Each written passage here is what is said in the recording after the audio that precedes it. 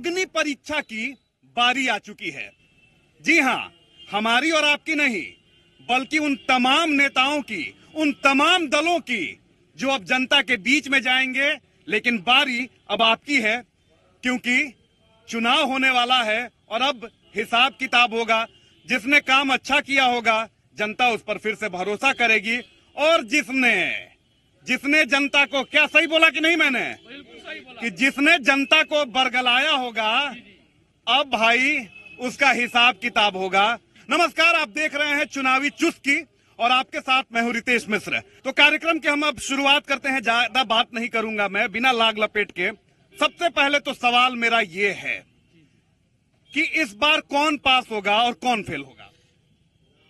इसमें कोई शक की जरूरत ही नहीं है। इस बार मोदी सरकार पुनः बनेगी और आने वाले वर्तमान परिवेश में मोदी ही रहेंगी, इसलिए कि जो व्यवस्था है भारत की, आम जनमानस की, वो व्यवस्था सुदृढ़ करने में यह इस भारत के आदरणीय प्रधानमंत्री श्री नरेंद्र मोदी जी निश्चित रूप से सफल रहे हैं। इसमें कहीं चलिए, हमारे साथ जनता बड़ी संख्या में मौजूद है और जनता के हर एक सवाल का जवाब देने के लिए मेरे साथ विभिन्न पार्टियों के नेता भी मौजूद हैं।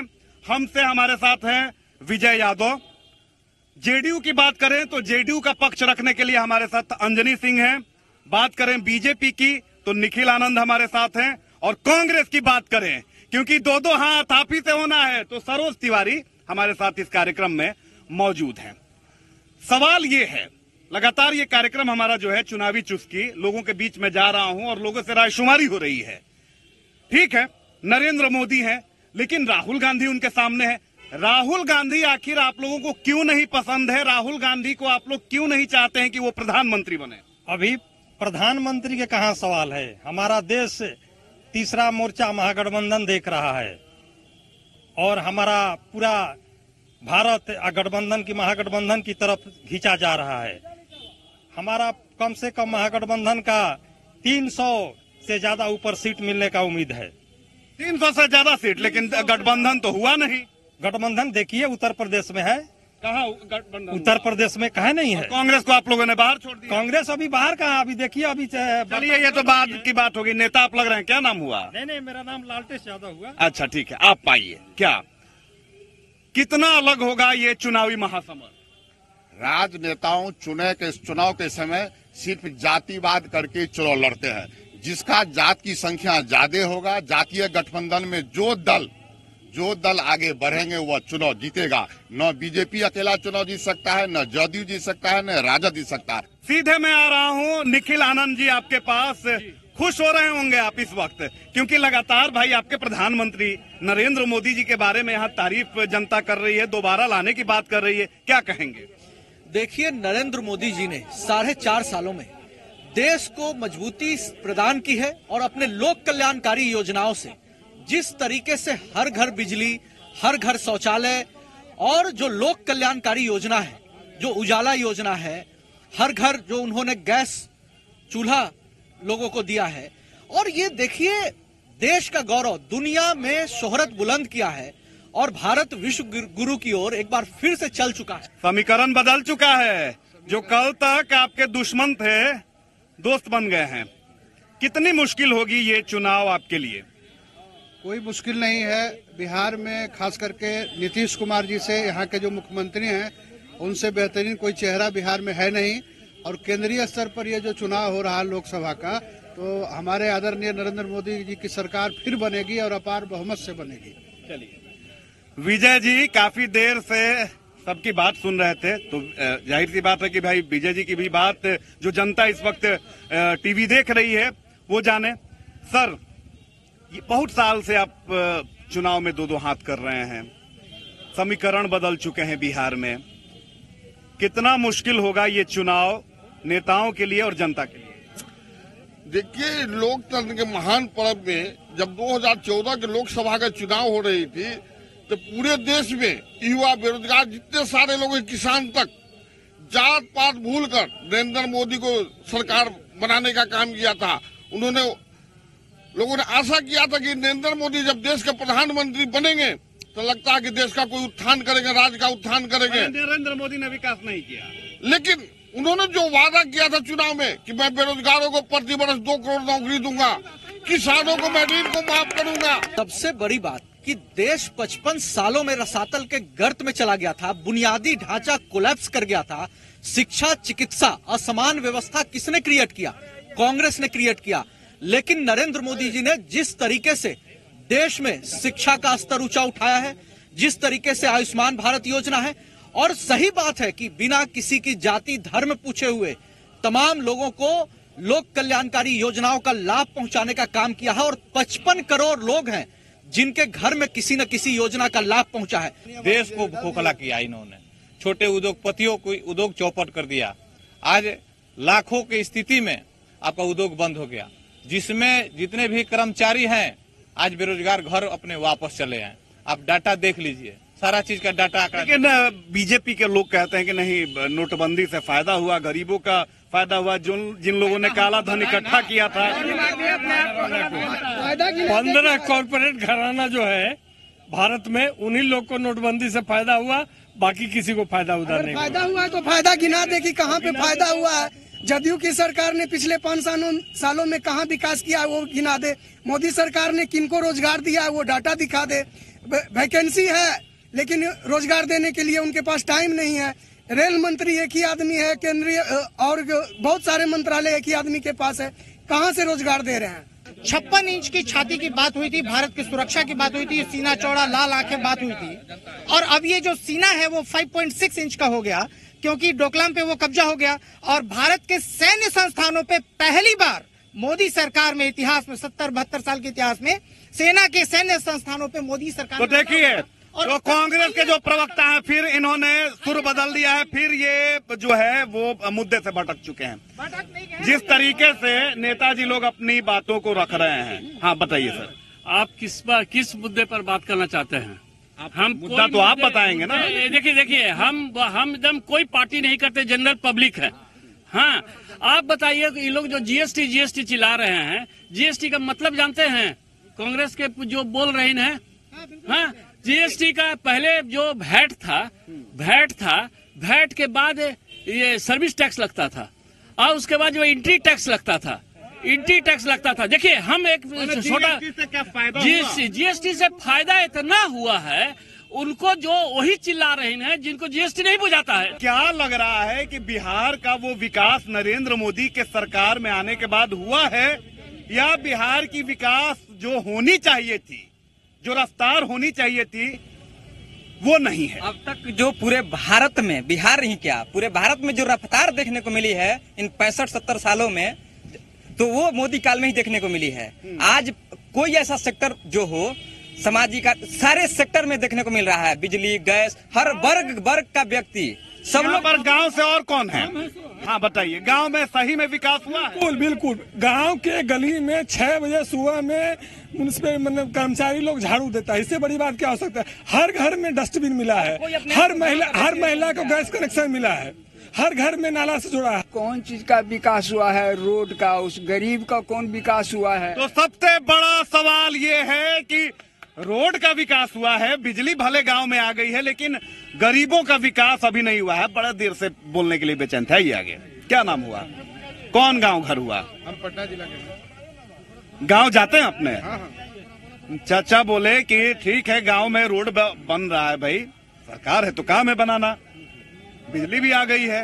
क्या लग रहा है कि गांव में गरीबों का, गांव के लोगों का विकास हुआ है? नहीं, कहाँ विकास हुआ है? हम जरा देखना चाहते हैं। ये जो बताएंगे ना, ये जो वृद्धा पेंशन का जो नाटक खेले हैं 1000 से 3000, तो वो 3 महीना के बाद मिलता है। ठीक है, 3 महीना के बाद लेने जाइए तो बैंक उसको पहले 4 बार दौड़ाती है।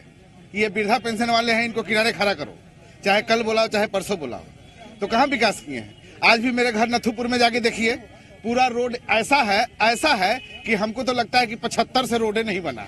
मोदी जी आए थे 2015 के विधानसभा चुनाव में, नीतीश जी उस समय दुश्मन हुआ करते थे, लालू जी के साथ थे। मोदी जी ने क्या बोला था, याद है किसी को? उस समय क्या बोला था बताइए? डीएनए खराब है। अच्छा, डीएनए, चलिए डीएनए और भी बोला था, कुछ और भी कुछ बोला था, क्या बोला था? मुझे तो वही याद आता है, डीएनए खराब है, यार विकास पे आओ यार, राजनीतिक बात है। नहीं ठीक है, विकास की बात की गई थी, सबका साथ सबका विकास होगा। क्या लग रहा है उस समय आए थे पीएम हमारे यहाँ, तो क्या उन्होंने बोला था, याद है कुछ? युवाओं का रोजगार देंगे, अच्छा, किसानों का विकास होगा, कुछ नहीं किए। बच्चे बच्चे को याद होगा कि जब प्रधानमंत्री नरेंद्र मोदी आए थे तो उन्होंने बोला था कि डबल इंजन की सरकार होगी बिहार में, तो डबल रफ्तार से विकास होगा। क्या वो विकास हो रहा है बिहार में? एकदम हो रहा है, इससे ज्यादा क्या? आप 15 साल का राज देखे थे ना, हाँ? और वो कांग्रेस उनके साथ वो डबल इंजन था, डबल इंजन था। क्या हुआ है? क्या हुआ? आज जो हो रहा है, जितना अपोजिशन एक साथ हो गए, अब पता कि किसको अल्टीमेटली की देंगे। इनके साथ क्यों लोग अपोज कर रहा है? क्योंकि वो किसी को नहीं छोड़ रही है। जनरल उनको कुछ लेने का नहीं है। यहाँ तो से कांग्रेस का प्रवक्ता बोल रहे हैं, तो कांग्रेस का प्रवक्ता के सामने कितना हुआ? 2G 3G कॉमनवेल्थ में, कोयला जी, जीजा जी, कॉमनवेल्थ, CWG, बहुत कुछ हुआ। इसमें क्या हुआ? कुछ नहीं। राफेल में कुछ नहीं हुआ। क्या लगा कि डबल इंजन की रफ्तार से बिहार का विकास हो रहा है? जीप पहला बार को किए, जीप गायब हो गया। देखिए, अरे एक एक कर बात आप लोग अगर रखेंगे, देखिए हम लोग क्यों आए हैं आप लोगों के बीच। देखिए, एक मिनट, अरे अपने मन से, अरे मेरी तो बात आप लोग सुन लीजिए प्लीज। देखिए, अगर आप लोग चिल्लाएंगे, क्या होता है, नेताजी लोग स्टूडियो में जाते हैं, जनता वहां सामने नहीं होती है, मौका आपके पास नहीं होता है सवाल उठाने का। मैं अगर आपके बीच आया हूं तो कारण यही है कि नेताजी भी सामने हैं और आप भी सामने हैं। आपके सवाल होंगे और ऑन स्पॉट उसका जवाब नेताजी लोग देंगे, तो प्लीज सलीके से अपनी बात रखें। क्या लग रहा है बाबू, क्या नाम है तुम्हारा? मेरा नाम हर्षित है। मेरा क्वेश्चन जेडीयू और बीजेपी दोनों से है। दोनों की सरकार 15 साल से है बिहार में, पर शिक्षा व्यवस्था यहाँ चौपट है। आज के पटना में पटना यूनिवर्सिटी को छोड़ दिया जाए तो दूसरी यूनिवर्सिटी में 5-5, 6-6 साल में ग्रेजुएशन हो रहा है। पूरे बिहार में एक भी नेशनल लेवल का कॉलेज नहीं है। पलायन हो रहा है, 12th के बाद बच्चा को यहाँ से बाहर जाना पड़ता है, इंजीनियरिंग हो चाहे कोई भी मेडिकल हो, एक भी कॉलेज नहीं।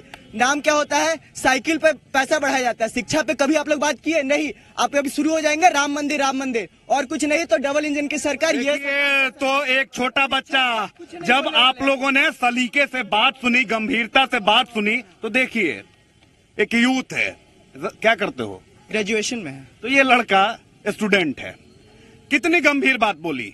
और इसका सवाल अगर नेताजी लोग गंभीरता से इसके सवाल का जवाब देंगे और आगे रखेंगे तो बिहार के युवाओं को पलायन नहीं करना पड़ेगा, ना नौकरी के लिए ना पढ़ाई के लिए। क्या कहेंगे? बहुत गंभीर सवाल है, राजनीति नहीं। बजट में 11 मेडिकल कॉलेज स्थापित किए जाएंगे और इस बिहार में जितने इंस्टीट्यूशन बिल्डिंग का काम हुआ है इस 15 साल के दौरान, IIM, IIT, एम्स, और ये सारे, और बिहार एक ऐसा प्रदेश है अकेला जहां 2-2 एम्स स्थापित होने जा रहे हैं।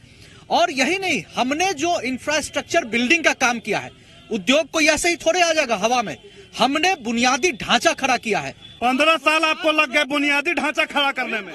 बिल्कुल, इसलिए कि लालू जी की सरकार के दौरान एग्रीकल्चर का ग्रोथ रेट माइनस में था, इंफ्रास्ट्रक्चर का ग्रोथ रेट माइनस में था, अर्बनाइजेशन का ग्रोथ रेट। चलिए मैं फिर आऊंगा आपके पास, सवाल आपके ऊपर भी है। बड़ा ग्रोथ रेट लंबे समय से आप बीजेपी के साथ हैं, सुशासन बाबू की छवि है, विकास पुरुष की छवि है, लेकिन सवाल यहाँ उठ रहा है रोजगार के नाम पर, पलायन के नाम पर।